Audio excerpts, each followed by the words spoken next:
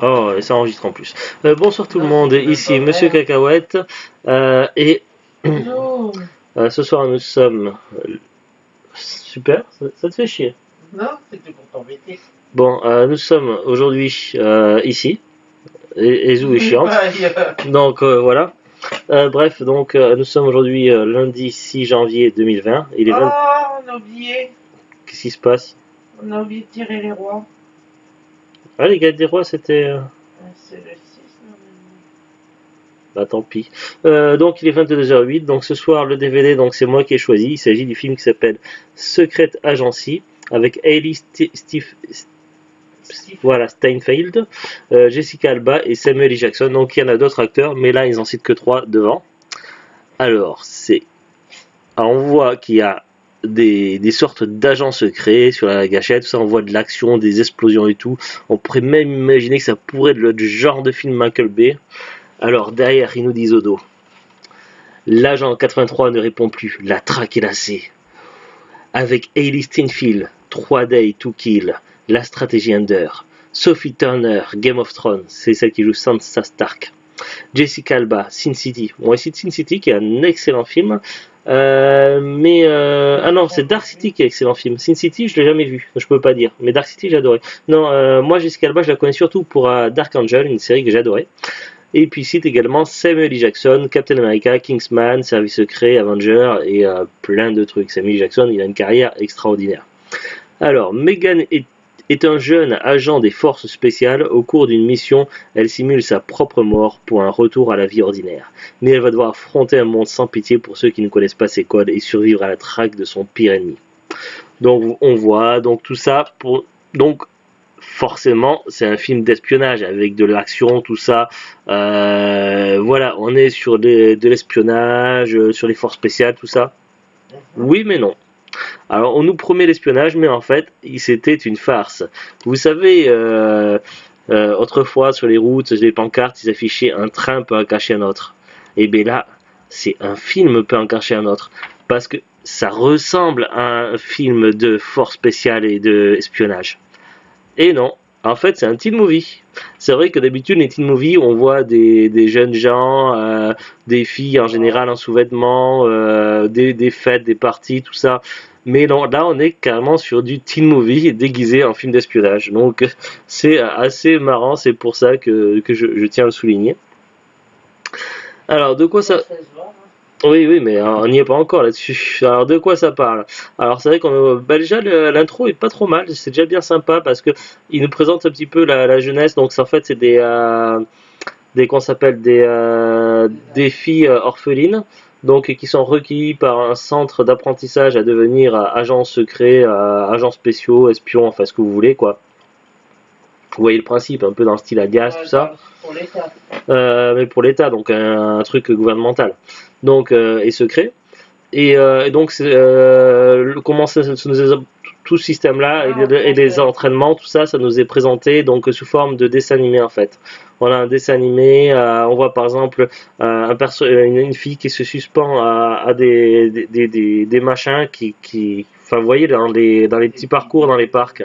Et le problème c'est qu'en dessous il y a des crocodiles, donc il faut pas tomber les crocodiles. Donc voilà, on a une petite présentation comme ça, et puis après on arrive directement sur du film, donc c'est des films avec des acteurs, tout ça. Et donc, on se retrouve donc avec des filles qui sont dans le camp d'entraînement pour devenir des espionnes. Elles font des missions, tout ça, diverses missions. L'une d'elles qui nous est présentée comme, disons, la meilleure recrue du lot. Alors évidemment, pour éviter qu'elles s'attachent entre elles et que le personnel également s'attache avec elles, tout ça, et du coup, elles n'ont pas de nom propre. Que ce soit prénom ou nom propre, elle s'appelle par des numéros. Et donc l'agent qui nous est présenté, donc l'héroïne principale du film, c'est l'agent 83. Et du coup, plus tard, donc elle va se donner un nom, elle va se faire appeler Megan. Mais dans les débuts, c'est l'agent 83 qui est la meilleure, la plus douée, la plus talentueuse, sauf sur les cours de trucidage de nounours. Mais bon, ça c'est ça c'est une autre histoire. Mais Le souci, c'est au cours d'une mission où elle doit capturer donc une dangereuse terroriste qui est incarnée par Jessica Alba. Et oui, c'est très étrange parce que généralement Jessica Alba dans les films ou dans les séries, c'est toujours l'héroïne, la gentille, la super héroïne. Sauf que là, non, c'est la super vilaine qui nous est présentée dès le début.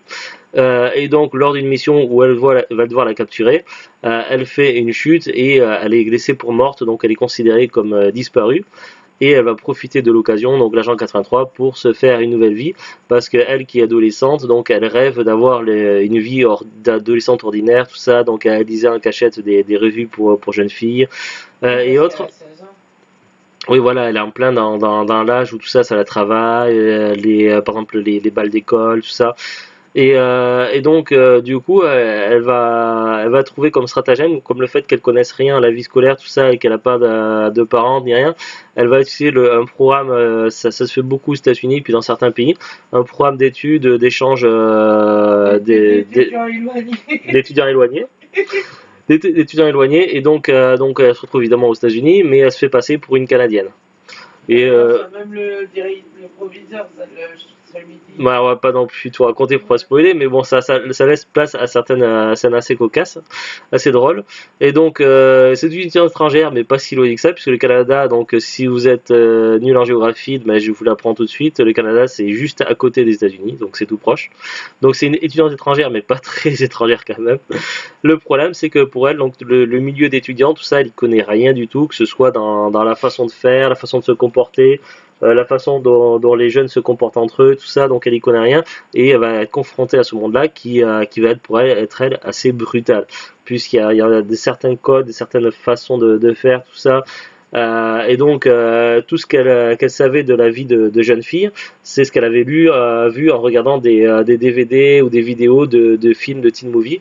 Et donc elle tenait toute sa culture d'étudiante sur des teen movies, sauf que là, les vidéos, les films, c'est pas la réalité.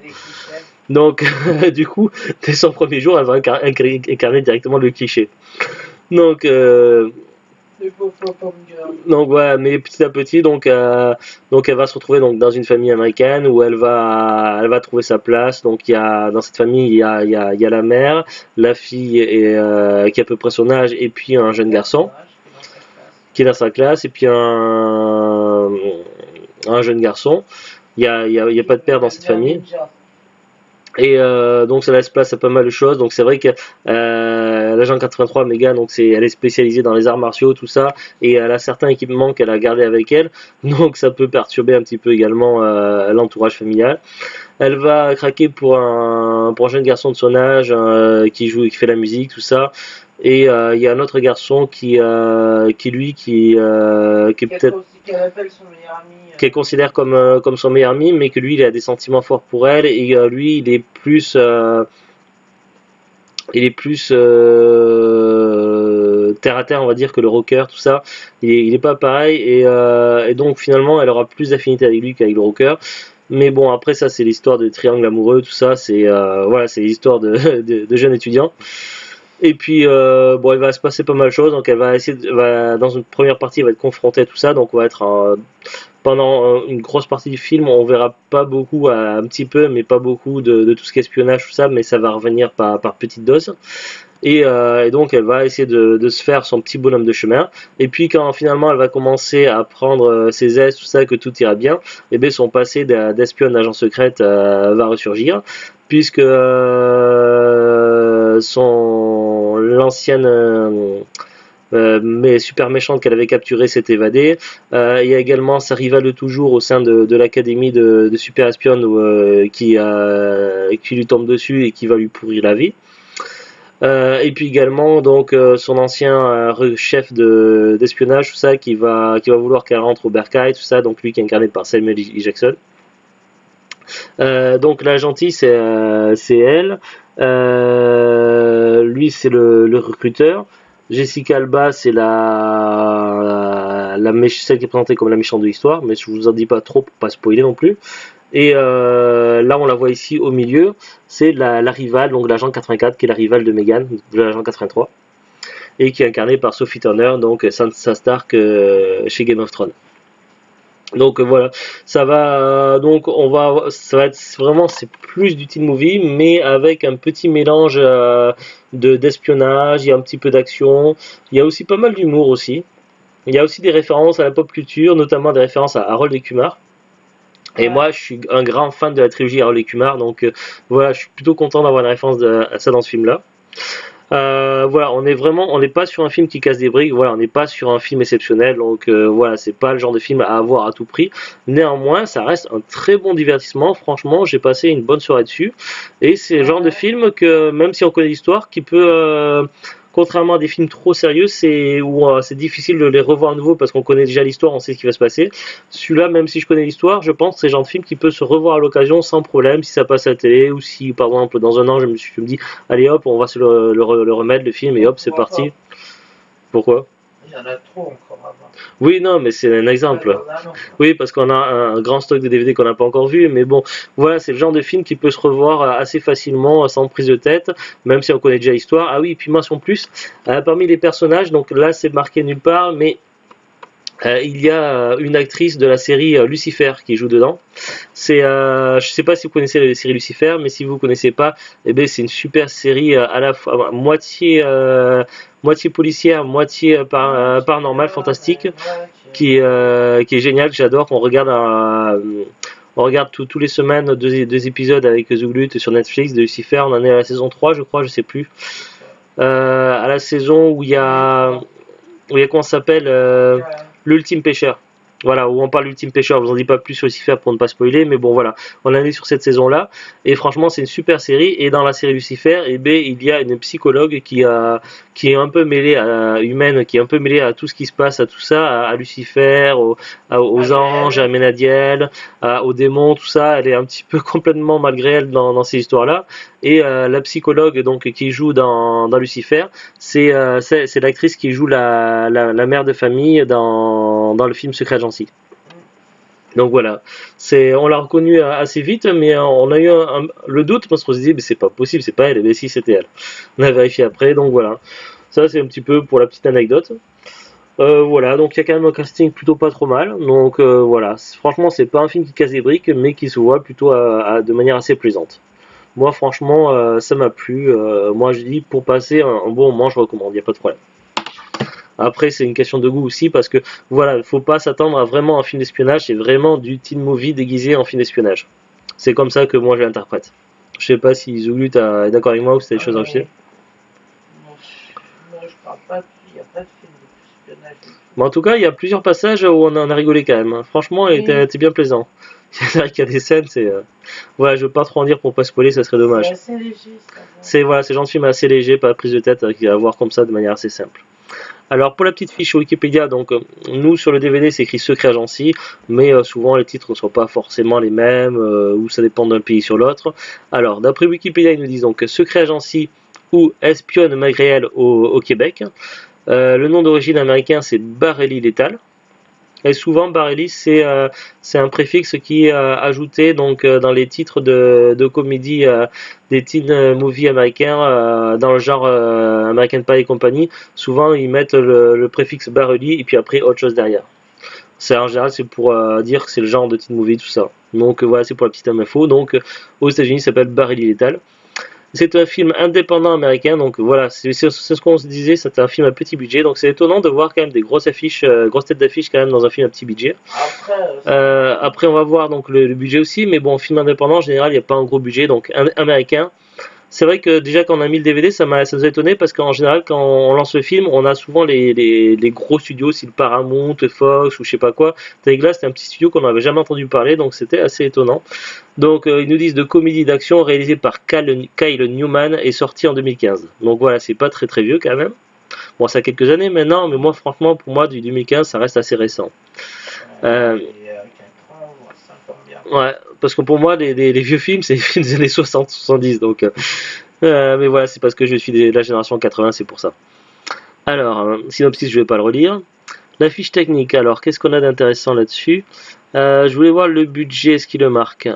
Photographie, costume. Voilà, la société de production, c'est RKO Pictures. Voilà, qui nous est cité dès qu'on met le DVD. À noter que c'est bien quand on met le DVD, il y a des bandes annonces qui sont proposées dès le début et en français, chose assez rare, donc je le souligne. Film durée 96 minutes. Sortie cinéma limitée aux États-Unis plus VOD le 29 mai 2015. Au Québec et en France directement en vidéo. Ben oui, puisque film à petit budget, donc c'est logique. Il n'y a pas dans la première partie de la fiche Wikipédia, ils disent pas le budget, alors est-ce que c'est peut-être marqué après, je sais pas. Distribution, donc le casting, donc Hailey Steinfeld, qui joue Megan Walsh alias numéro 83, Jessica Alba qui joue Victoria Knox, Samuel L. Jackson qui joue Hardman, Dove Cameron qui joue Elizabeth Liz Larson, Sophie Turner qui joue Heather alias numéro 84, Thomas Mann qui joue Roger Marcus, Tobey Sébastien qui joue Cash Fenton, Gabriel Basso qui joue Bernard Gauch, Rachel Harris qui joue Mrs. Larson, ouais, celle qui joue dans la série Lucifer, Jason Ian Drucker qui joue Parker Larson, Dan Fogler qui joue Mr. Drum, Rob Huebel qui joue Mr. Marcus, Steve-O qui joue Pedro. Steve-O, c'est pas le... C'est le mec de Jackass, ça, non? Ouais. Il joue dedans. C'est celui, tu sais, quand, avec les, quand il la trouve avant que avec l'électricité, là. L'électricité. Ah oui, c'est le mec qui est censé la torturer. Il y a une scène qui normalement qui devrait être une scène de torture, sauf que le mec il est trop drôle. Et en fait c'est Steve-O de Jackass. D'accord, donc il y a Jamie King aussi qui joue Analyst Knight, Alexandra Krosney qui joue Cindy, Finesse Mitchell qui joue Principal Weissman, Bruno Gunn qui joue Homme de Main de Victoria Knox, Madeleine Stack qui joue Megan Jeune, Eva J. Cooper qui joue Heather Jeune. Alors, je sais pas comment il s'appelle là-dedans, celui qui joue le professeur de biologie, mais je le trouvais assez glauque, assez malaisant. par rapport à... Ah voilà, c'est Dan Fogler je crois, dans le rôle de Mr. Dream, ouais. Alors, production. Le tournage du film a commencé en novembre 2013 en Atlanta, en Géorgie, et s'est terminé en décembre 2013. Le 7 juillet 2014, il a annoncé que le compositeur Matteo Messina s'occuperait de la musique du film. Le 25 février 2015, les droits de distribution du film ont été acquis par le studio de films indépendant A24 Films et par le groupe DirecTV. A24 Films s'occupera de la sortie cinéma limitée du film aux États-Unis et DirecTV de la sortie VOD en simultané. Le film est ensuite sorti en vidéo chez Lionsgate qui s'occupe des sorties vidéo de A24 Films. Accueil box-office. En plus d'être un film indépendant, Secret Agencier bénéficie d'une sortie cinéma limitée à 22 salles et d'une sortie en vidéo à demande en simultané aux États-Unis. Par conséquent, il n'a récolté que $6,075 au box-office américain, ce qui est quand même assez peu, ouais. 6 000, c'est rien. En même temps, au cinéma, c'est que 22 salles. Après, la vidéo, est-ce qu'ils ont tout compté? Est-ce qu'ils ont compté les DVD, tout ça, je sais pas. Le film, d'après critiques, a reçu des critiques négatives sur le site agrégateur de critiques Rotten Tomatoes, recueillant 23% de critiques positives, avec une note moyenne de 4,1 sur 10 sur la base de 31 critiques collectées. Sur Metacritic, il a reçu des critiques mitigées avec un score de 44 sur 100 sur la base de 10 critiques collectées. Franchement, pour un film indépendant, je connais pas le budget puisqu'il ne marque pas sur Wikipédia, mais je trouve que le film se ressort vraiment bien pour un film indépendant. Et des fois, c'est pas évident parce que le manque de budget se fait sentir sur certains films. Donc là, franchement, je trouve que c'est pas mal. Alors nous pour le DVD, donc nous on l'avait acheté à Noz, je crois que c'était l'année dernière, ou voire maximum 2 ans. Donc c'est du Noz, donc j'avais dû mettre grand max 1,99. Si on va sur Amazon, donc expédié vendu par Amazon 6,99€, ce qui est un prix correct. Après c'est un film je pense qu'il a dû avoir un petit peu de mal à se vendre et c'est le genre de film qui doit être relativement, je veux dire facile. Enfin, entre guillemets facile, parce que ça dépend ce qu'on appelle facile, mais bon, voilà, je pense pas que ce soit le genre de DVD qui soit trop rare ou trop difficile à trouver dans les magasins cash ou en brocante. En brocante, peut-être pas encore, mais dans les magasins cash, il doit y avoir moyen de le trouver à l'occasion pour pas trop cher. Après, il faut voir après sur les autres sites d'occasion, style Rakuten, Le Bon Coin et compagnie, voilà. Mais bon, voilà, je pense pas que ce soit le genre de film très très rare à trouver en DVD. En tout cas, mais voilà. Moi, j'ai trouvé ça plaisant et c'est le genre de film assez léger. Si on aime bien les teen movies, tout ça, plutôt cool à regarder. Allez, sur ce, donc on vous dit à très bientôt, une bonne semaine à venir et au revoir. Au revoir. Au revoir.